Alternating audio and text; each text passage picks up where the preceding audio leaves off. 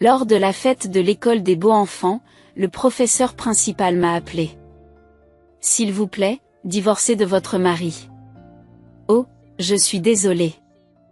Ce n'est pas ce que je voulais dire.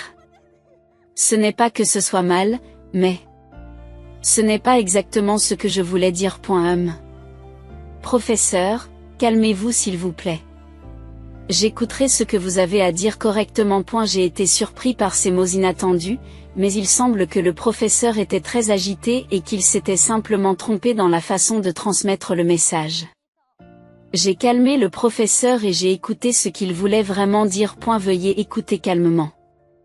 En fait, votre fils... Les paroles du professeur étaient choquantes. Je vois, c'est donc pour cela que j'ai demandé le divorce à mon mari. C'était vraiment une information qui nécessitait un divorce immédiat. Après avoir entendu ce que le professeur a dit, j'ai décidé de procéder au divorce. Je suis un homme. J'ai 38 ans et je travaille comme infirmière. J'ai épousé Ezra, qui a 6 ans de plus que moi et qui travaille dans une entreprise, il y a 10 ans. Aujourd'hui, nous vivons ensemble avec notre fils de 12 ans, Sean.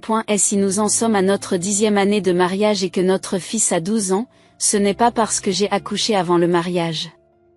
C'est mon premier mariage, mais mon mari est divorcé et notre fils est l'enfant qu'il a eu d'un précédent mariage. Il semble que la probabilité qu'un père obtienne la garde d'un jeune enfant soit d'environ 10%. Néanmoins, mon mari a pu obtenir la garde de son fils parce que les raisons du divorce étaient l'infidélité de son ex-femme, sa mauvaise gestion de l'argent et son manque de pouvoir économique en tant que mère au foyer. En effet, j'ai convenu qu'il serait impossible de laisser un enfant avec une telle mère. Comme je vis avec lui depuis qu'il a 2 ans, il me considère comme sa vraie mère et je le traite, bien sûr, comme mon vrai fils. Je suis à la maison. Je m'en vais. Attends un peu. Je dis toujours que les devoirs passent en premier. Et tu dois ranger ton sac toi-même. Lorsque j'entends la voix de mon fils dans l'entrée, je crie de la cuisine vers l'entrée. J'arrête de préparer le dîner et me dirige vers l'entrée, mais mon fils est déjà parti.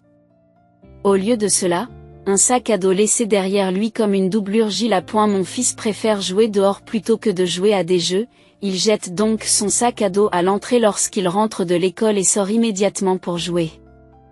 Je le gronde toujours parce qu'il n'a pas fait ses devoirs et n'a pas rangé son sac à dos. Cependant, même si je suis en colère à cause de mes paroles, le rôle de mère me semble réel, et je suis donc un peu contente à l'intérieur. Même si je me sens exaspérée, je ramasse le sac à dos avec un sourire et l'emmène dans la chambre des enfants. Bon, je vous laisse les tâches du matin. Ah, laissez-moi faire. Bonne journée. Un soir, après avoir fini de préparer le dîner, j'ai commencé à me préparer pour le travail. En tant qu'infirmière, je fais des gardes de nuit et je travaille le week-end. Je ne peux pas rentrer chez moi avant le travail du lendemain et l'heure de l'école de mon fils pendant les gardes de nuit. Comme je travaille 2 jours le week-end, je ne suis souvent pas à la maison le samedi et le dimanche. Cependant, lorsque je ne suis pas là, mon mari s'occupe de tout à la maison. Et la vie est facile parce que mon mari coopère aux tâches ménagères et à l'éducation des enfants, et nous vivons heureux sans problème particulier. Mais, la 10e année de notre mariage, cette vie heureuse a commencé à prendre fin. Lorsque nous dînons tous les 3 ensemble, mon fils nous raconte toujours les événements de la journée. Et, écoutez. Aujourd'hui, j'ai vu un oiseau attraper un insecte. Elle est descendue du ciel et l'a attrapé, puis il est remonté immédiatement. Oh! C'est un spectacle rare. Cela a dû être un sacré spectacle. Bien que mon fils parle très joyeusement, puisqu'il s'agit d'une journée normale pour un écolier, le contenu de son histoire n'est pas particulièrement intéressant pour nous, les adultes. Cependant, mon mari et moi écoutons son histoire avec des sourires et des hochements de tête lorsqu'il essaie désespérément de transmettre ce qu'il a vu et ressenti. Je me réjouis plus que tout de dîner en famille, car cela me permet de vivre des moments heureux en famille. Ce dîner si agréable s'est soudain assombri. Tu n'as pas joué avec tes amis aujourd'hui? Il s'est passé quelque chose d'amusant? Pas vraiment. Oh, c'est inhabituel puisque c'est dimanche et que vous avez généralement plus de temps pour jouer. Alors, où as-tu joué aujourd'hui? Au parc, comme d'habitude. Pendant le dîner, mon fils, qui bavarde habituellement, est soudain devenu distant et n'a parlé que le strict minimum. L'heure du dîner sans la voix de mon fils semblait solitaire, et le bruit de la vaisselle résonnait dans le vide. Mon fils est devenu distant non seulement pendant le dîner, mais dans toute la maison. Merci pour le repas. Sean, que dirais-tu de faire un jeu avec papa après? Jusqu'à présent, mon fils regardait la télévision, jouait à des jeux ou se prélassait sur le canapé après le dîner. Mais maintenant, il se retire immédiatement dans sa chambre dès qu'il a fini de manger. Mon mari et moi nous sommes inquiétés du changement évident de comportement de notre fils. Je me demande si quelque chose s'est passé à l'école avec Sean. Je ne sais pas. Il ne semble pas détester aller à l'école, et il sort toujours jouer immédiatement après être rentré de l'école. Il ne semble donc pas que ce soit à propos de l'école ou des amis. C'est peut-être lié aux études. Je ne peux pas le dire avec certitude pour l'instant. Mon mari et moi avons eu beau discuter. Nous n'avons pas trouvé de réponse. Et le fait de poser la question à notre fils n'a pas non plus résolu le problème. Vous êtes silencieux à la maison ces derniers temps. Est-ce qu'il s'est passé quelque chose? Pas vraiment. Je vois. Alors c'est très bien. Mon fils ne m'a rien dit. Lorsqu'il entre en 6e, il est normal qu'il ait des choses qu'il ne veut pas partager avec ses parents. Cependant, il a toujours parlé de tout avec enthousiasme auparavant. C'est pourquoi le fait d'être renvoyé avec un simple nœud de mon fils m'a fait mal, comme si on m'avait enfoncé un clou dans la poitrine. J'ai voulu lui demander une raison, mais j'ai pensé que le fait d'être trop persévérant pourrait avoir l'effet inverse. J'ai donc décidé de veiller sur lui pendant un certain temps. 10 jours après, le comportement de mon fils a changé. Et, écoutez. Aujourd'hui, la maîtresse a oublié son manuel dans la salle des professeurs pendant le cours. Je me demande comment elle a prévu de faire le cours. La professeure est assez jeune, n'est-ce pas? Cela doit être difficile pour eux. Elle est le point et il ne faut pas rire des erreurs de quelqu'un. Mon fils, tenant un bol et des baguettes, a continué à parler sans mettre de nourriture dans sa bouche. Son humeur s'est progressivement améliorée au bout d'une semaine. Et elle semble que son changement de comportement ait été temporaire et qu'il ait été soulagé. J'ai écouté ces histoires avec une expression plus joyeuse. Bien que je n'en connaisse pas la raison, je me suis senti soulagé en pensant que le problème était résolu. Cependant, il semble que l'amélioration de l'humeur de mon fils ait été temporaire. Comme c'est dimanche, vous avez dû beaucoup jouer aujourd'hui. Y a-t-il eu quelque chose d'amusant? Pas vraiment. Alors, qu'as-tu fait aujourd'hui? J'ai joué au football. Après quelques jours, mon fils est redevenu lâche. Les paroles de mon fils, qui me donnaient l'impression d'être repoussé, m'ont à nouveau fait mal à la poitrine. Comme si on m'avait enfoncé un clou. Comme auparavant, j'ai légèrement demandé une raison. Tu es redevenu silencieux. Il s'est passé quelque chose? Rien. Mon fils a claqué la porte de l'entrée avec plus de force que d'habitude et est parti à l'école. Mon mari, qui partait au travail, semblait avoir observé notre interaction par derrière. Les choses reviendront probablement à la normale au bout d'un certain temps. Le croyez-vous? Cette fois, il a réagi plus vivement qu'auparavant. Est-ce que ça va aller? Les jeunes de 12 ans ne sont plus les mêmes qu'à l'époque où nous avions 12 ans. Sean est beaucoup plus mature que nous le pensons. Le traiter trop comme un enfant pourrait se retourner contre nous. Continuons à le surveiller comme avant. Mon mari a mis ses chaussures et s'est rendu au travail sans se presser. Bien qu'il m'ait dit qu'il n'y avait pas de problème à surveiller notre fils, j'ai senti qu'il fallait faire quelque chose. Je n'avais pas de raison particulière. Et si je devais en citer une, ce serait l'intuition d'une mère. Cependant, tout en pensant qu'il fallait faire quelque chose, j'étais également d'accord avec mon mari pour dire qu'il n'était pas bon de traiter notre fils trop comme un enfant. Je me demandais ce que je devais faire et j'ai senti mon corps s'alléger un peu lorsque j'ai décidé de l'étape suivante, en penchant la tête et en retournant dans le salon. Lorsque je suis retourné dans le salon, un avis. d'observation de classe laissée sur la table depuis hier soir a attiré mon attention. C'est bien cela. Je devais parler au professeur principal pendant l'observation de la classe. Puisque je ne connaissais mon fils qu'à la maison, si je pouvais en savoir plus sur lui en dehors de la maison, cela pourrait me donner quelques indices pour résoudre le problème. Me sentant un peu plus légère maintenant que j'avais décidé de ce qu'il fallait faire. Je me suis sentie un peu soulagée le jour de l'observation de la classe. Mon mari ne pouvait pas prendre un jour de congé et je me suis donc rendue seule à l'observation de la classe. Lorsque je suis arrivée à l'école, je me suis dirigée vers la classe de mon fils d'un pas familier, puisque j'avais assisté à toutes les observations de classe auparavant. Les réactions des enfants lors des observations de classe varient. Certains enfants se retournent sur leur siège, sourient et saluent leurs parents, tandis que d'autres continuent à regarder vers l'avant, timidement. Mon fils me jetait de temps en temps un coup d'œil. Bon, nous allons commencer le cours, mais le fond de la classe est également intéressant. Dès que le professeur principal est entré dans la classe, les enfants qui s'étaient retournés ont tous fait face. C'était la première fois que je voyais le visage du professeur principal, car l'école ne fait pas de visite à domicile.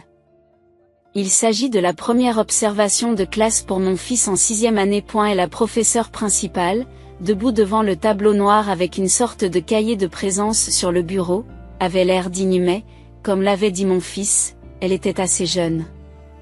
Elle semblait avoir une vingtaine d'années. Il semble que la popularité des jeunes enseignants reste inchangée. Aujourd'hui encore, la maîtresse de classe de mon fils est aimée des enfants et on s'adresse à elle non pas par son nom de famille, mais en l'appelant Mademoiselle Natacha. Aujourd'hui, alors que mon objectif était en partie d'observer la classe de mon fils, j'ai également cherché à parler à Mademoiselle Natacha. Après l'observation de la classe, j'ai assisté à la réunion parents-professeurs. Comme le professeur principal était également présent, j'avais prévu de l'aborder personnellement à la fin de la réunion. J'aimerais donc clore cette réunion de parents d'élèves. À la fin de la conférence. Je voulais parler à la professeure principale avant qu'elle ne parte ou que d'autres parents ne l'approchent. J'étais légèrement conscient de l'environnement et, faisant semblant de ne pas être pressé, je me suis approché d'elle rapidement. Cependant, avant que je puisse lui parler, la professeure principale m'a interpellé. Avez-vous un moment après cela? Oh, oui, j'ai arrêté mon approche. J'ai arrêté mon approche, attendant que les autres parents quittent la salle de classe où se tenait la conférence. Une fois les autres parents partis, la classe est devenue si silencieuse que je pouvais clairement entendre les bruits provenant de la fenêtre et du couloir. Je suis désolée de vous avoir fait rester. Je vous en prie. Asseyez-vous. Je me suis assise sur la chaise et le professeur principal a pris place en face de moi. Bien qu'elle soit apparue digne pendant le cours et la conférence, de près, elle semblait encore assez jeune. En la regardant, j'ai vu qu'elle affichait une expression soucieuse, comme un élève anxieux à l'idée de ses résultats d'examen. Elle semblait également un peu agitée, comme si elle se retenait d'aller aux toilettes. Il était clair que la professeure principale essayait de dire quelque chose de difficile à propos de mon fils. Pour me préparer aux paroles qui allaient suivre, je me suis crispée, me préparant au pire. S'il vous plaît, divorcez de votre mari. Je m'attendais à quelque chose en rapport avec mon fils, mais au lieu de cela, le professeur a parlé de mon mari et a même suggéré un divorce. J'ai été déconcertée par cette révélation inattendue. Je suis désolée. Ce n'est pas ce que je voulais dire. Enfin, ce n'est pas ce que je voulais dire, mais ce que je veux dire, c'est autre chose. Il semble que l'enseignante, trop nerveuse, ait sauté l'explication. Son visage est devenu rouge, la sueur a perlé, et elle a manifesté une anxiété que je n'avais vue que dans les dessins animés, la main sur la poitrine. Se grattant la tête. Même si elle était enseignante, elle était encore très jeune. Calmez-vous, professeur. Je vais vous écouter attentivement. L'enseignante respire profondément et tente de se calmer. Il semblait que ce qu'elle avait à dire était très difficile pour eux. Elle est le point. Je vous prie de m'écouter calmement. En fait, votre fils, Sean, l'enseignante avait besoin de se calmer. Ces paroles étaient si choquantes que je n'avais même pas le temps de penser à répondre. J'ai commencé à comprendre pourquoi la suggestion de divorce était liée à cela. En effet, il a dû lui falloir beaucoup de courage pour s'exprimer en tant qu'enseignante. Son anxiété et son agitation étaient compréhensibles. J'ai remercié l'enseignante pour son courage et sa détermination à divorcer de mon mari. Avant de confronter mon mari au divorce, j'avais besoin de preuves.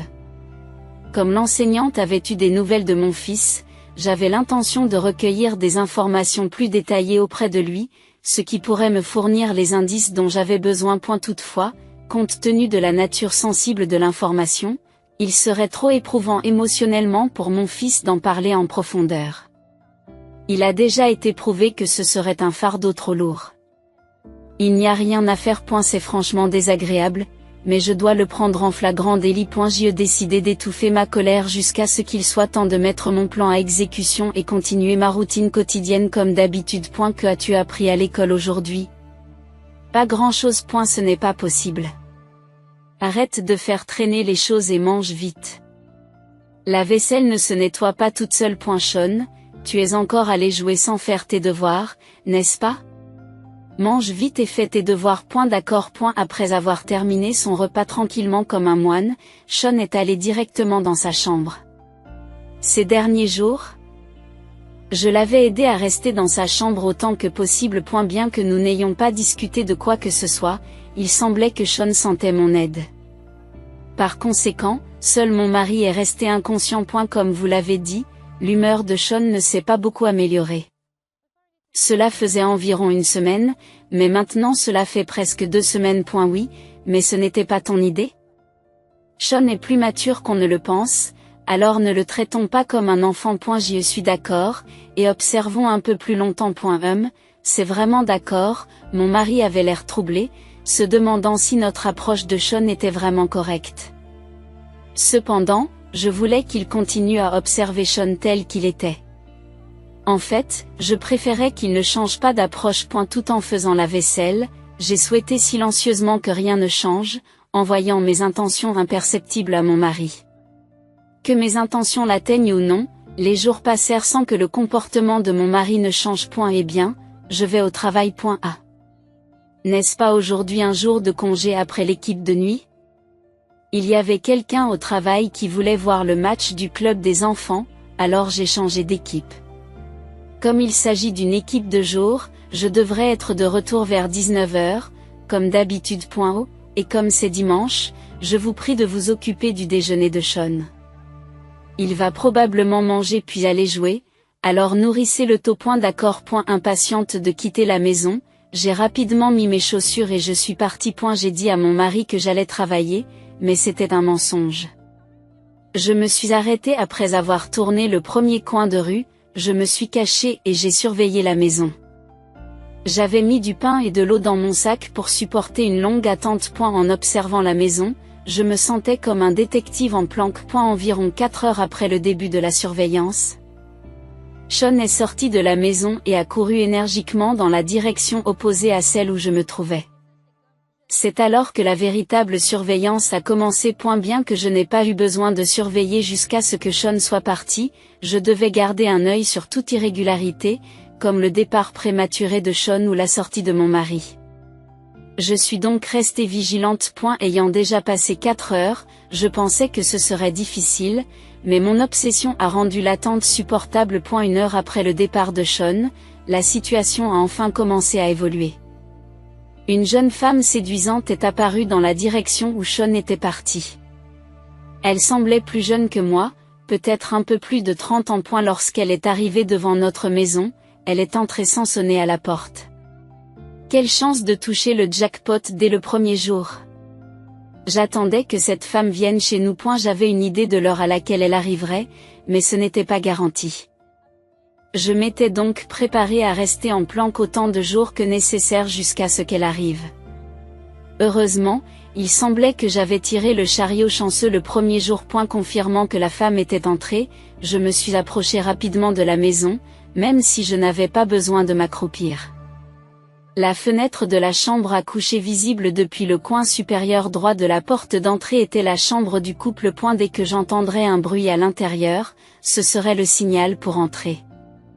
J'ai fermé les yeux comme pour méditer, en me concentrant sur la fenêtre de la chambre pour capter les sons les plus ténus. Au bout d'une dizaine de minutes, j'ai entendu une petite porte claquer dans la chambre. C'était étrange, comme j'avais l'impression de pouvoir entendre clairement les voix malgré la distance, maintenant que j'étais certaine que quelqu'un était à l'intérieur. Déjà. Si vous ne vous dépêchez pas, l'enfant pourrait revenir. En entendant ce qui semblait être cette conversation, je décidai d'entrer dans la maison. J'ouvris discrètement la porte d'entrée, en essayant de faire le moins de bruit possible, et posai lentement mon sac en enlevant discrètement mes chaussures.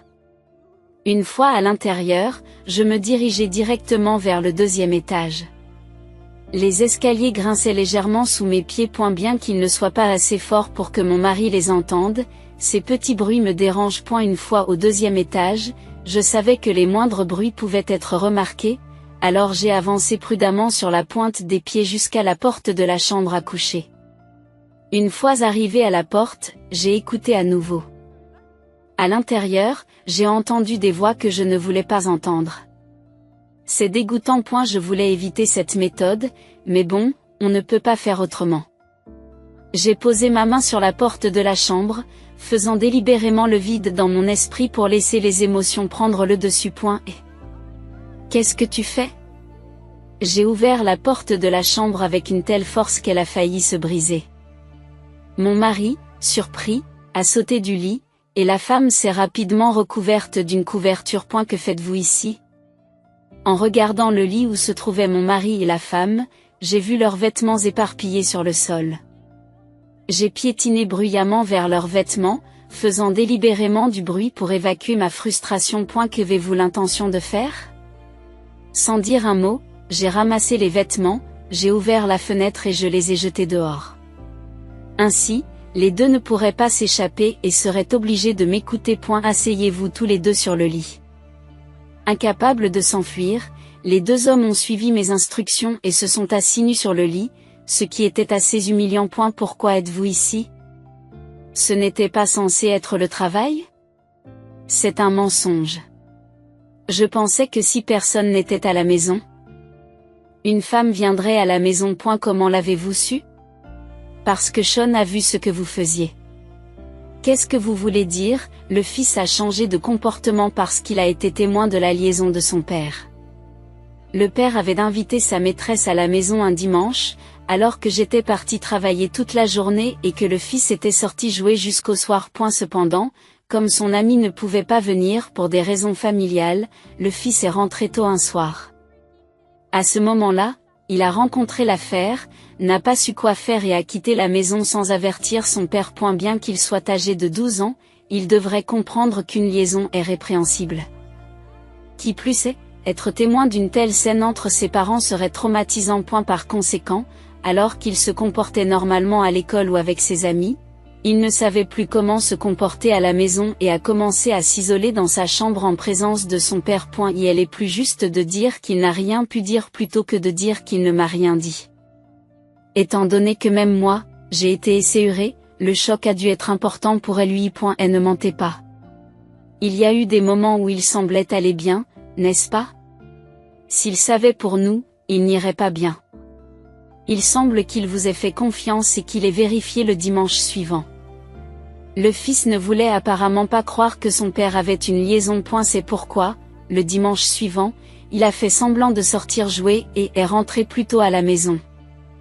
La liaison n'ayant pas eu lieu ce jour-là, il a décidé qu'il s'agissait d'un simple malentendu ou d'une affaire ponctuelle et a tenté d'oublier l'affaire. Toutefois, pour en avoir le cœur net, il a vérifié le dimanche suivant, et la liaison a bien eu lieu. Le fils, ayant été à nouveau témoin de la liaison de son père, changea à nouveau d'attitude à la maison. Comment en sais-tu autant? Sean n'a rien dit, n'est-ce pas? Oui. Il ne m'a rien dit. Je ne pouvais pas demander à Sean des détails sur ce genre de choses. Alors comment en savez-vous autant? C'est étrange. Sean n'a rien pu me dire, mais il a parlé à son professeur principal. Ah, le fils, ayant assisté 2 fois à la liaison de son père et ne sachant que faire, a consulté son professeur principal. Le professeur était jeune et populaire, apprécié des enfants. Le professeur était quelqu'un à qui le fils pouvait parler facilement et sur qui il pouvait compter. Lorsque le fils a consulté le professeur, celui-ci lui a transmis ce que le fils m'avait dit lors d'une réunion parents-professeurs. En tant qu'enseignant, je ne peux pas aller trop loin dans les questions personnelles. Je me contenterai donc de rapporter ce que Sean m'a dit et les problèmes auxquels il est confronté. L'enseignant a commencé la conversation en indiquant qu'en tant qu'enseignant, il ne pouvait pas aller trop loin. Il ne pouvait pas entrer dans les détails ou identifier la tierce partie impliquée dans la liaison. Cependant, l'enseignant a parlé d'une manière qui laisse entrevoir les zones d'ombre. Veuillez écouter calmement. En fait, votre fils, Sean, a dit que son père amenait une femme inconnue à la maison. Faire entrer des inconnus dans la maison est un problème, n'est-ce pas? Oui, il semble qu'il invite souvent des femmes le dimanche. Et Sean avait peur de la présence d'adultes inconnus et ne les laissait pas entrer dans la maison. Cela a dû être effrayant pour lui. L'enseignant a évité les expressions directes telles que votre mari a une liaison ou divorcé, s'il vous plaît, pour le bien de Sean, et a plutôt fait comprendre indirectement que la liaison avait lieu et que Sean en avait été témoin. A eu début, dans ma panique, j'ai demandé le divorce. Mais après avoir retrouvé mon calme, l'enseignante a géré la situation de manière appropriée. En y réfléchissant plus tard, il est possible que la demande initiale de divorce ait fait partie de la stratégie de l'enseignant pour rendre les expressions indirectes plus compréhensibles. Ayant reçu suffisamment d'informations de la part de l'enseignante, je n'ai plus eu besoin d'interroger le fils sur la liaison de son père et j'ai pu mettre au point un plan de surveillance de la maison le dimanche. Puisque la liaison a été constatée, nous n'avons pas besoin d'autres preuves, n'est-ce pas? Voulez-vous signer les papiers du divorce tout de suite? 1. Le divorce? Oui, bien sûr. Je ne peux pas continuer avec quelqu'un qui amène des femmes à la maison. Vous vous taisez. Ignorer la maîtresse, s'occuper du mari, c'était la priorité. Je lui ai présenté les papiers de divorce préparés et lui ai fait remplir les parties nécessaires alors qu'il était encore en sous-vêtements. Je lui ai posé une question qui me trottait dans la tête. Vous avez divorcé de votre précédente femme parce qu'elle avait une liaison, n'est-ce pas? Vous devriez savoir à quel point une liaison est horrible. Alors pourquoi avez-vous eu une liaison? Eh bien, il y avait des moments où Sean et toi n'étiez pas à la maison, et j'ai rencontré quelqu'un avec qui je me sentais bien.